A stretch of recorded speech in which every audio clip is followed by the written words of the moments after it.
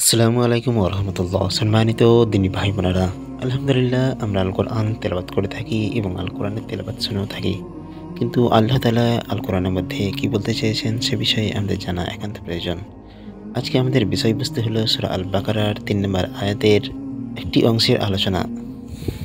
আমরা পূর্বের ভিডিওতে সূরা আল বাকারার ৩ নম্বর আয়াতের প্রথম অংশের আলোচনা করেছি। আজকে তার প্রথম অংশ পরবর্তী অংশের আলোচনা হবে ইনশাআল্লাহ। আল্লাহ তাআলা সূরা আল বাকারার ৩ নম্বর আয়াতে বলেছেন, যারা গায়েবের প্রতি ঈমান আনে, সালাত কায়েম করে এবং তাদেরকে আমি যা দান করেছি তা থেকে ব্যয় করে।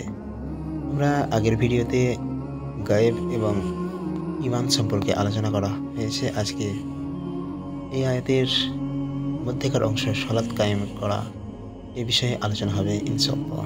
সালাতের শাব্দিক অর্থ হচ্ছে প্রার্থনা বা দোয়া।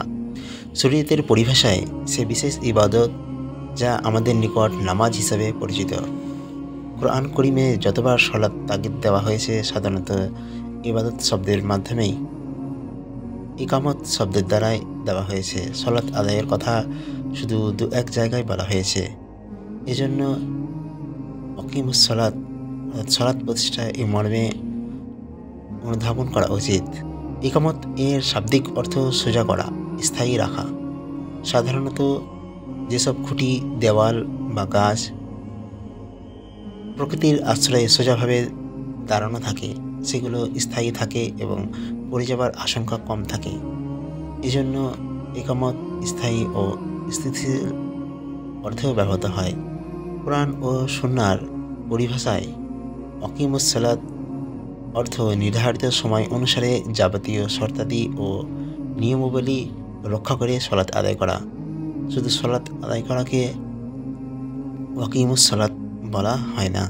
সাধারণত যত গুণবলী, ফলাফল, লাভ ও বরকতের কথা কোরআন হাদিসে বর্ণনা করা হয়েছে তা সবই ওয়াকিমুস সালাত, সালাত প্রতিষ্ঠা এর সাথে সম্পর্কযুক্ত। যেমন কোরআন করিমে আছে, নিশ্চয়ই সালাত মানুষকে যাবতীয় অশ্লীল ও গর্হিত কাজ থেকে বিরত রাখে। সূরা আল আনকাবুত ৪৫ নম্বর আয়াত।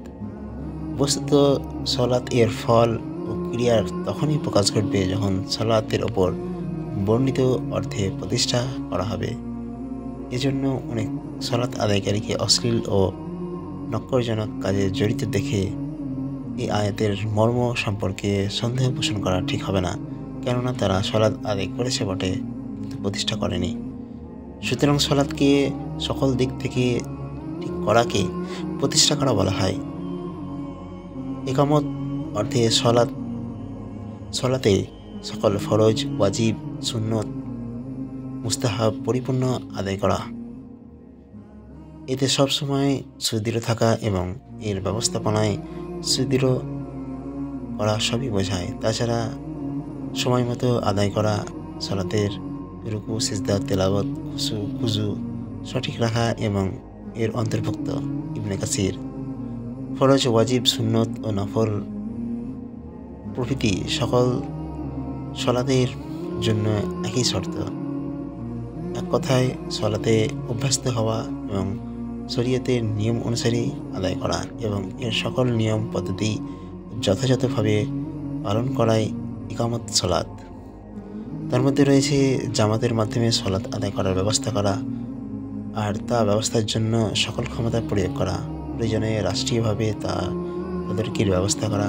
আল্লাহ তাআলা ইসলামিক কল্যাণ রাষ্ট্রের যে রূপরেখা প্রণয়ন করেছেন তার মধ্যে সালাত কায়েম করাকে রাষ্ট্রীয় ক্ষমতাসীনদের মাধ্যমে অন্যতম কর্ম বলে ঘোষণা করে বলেন, যাদেরকে আমি জমিনের বুকে প্রতিষ্ঠা দান করলে তারা সালাত কায়েম করবে, যাকাত দেবে, সৎ কাজে নির্দেশ দেবে এবং অসৎ কাজে নিষেধ করবে। সূরা আল হজ ৪১ নম্বর আয়াত। আজকের মতো এতটুকুই। পরবর্তী ভিডিওতে এই আয়াতের বাকি অংশের আলোচনা হবে। আল্লাহ তাআলা আমাদের আল কোরআন বোঝার এবং সেই মতো জীবনযাপন করার তৌফিক দান করুন। আসসালামু আলাইকুম ওয়া রাহমাতুল্লাহি ওয়া বারাকাতুহু।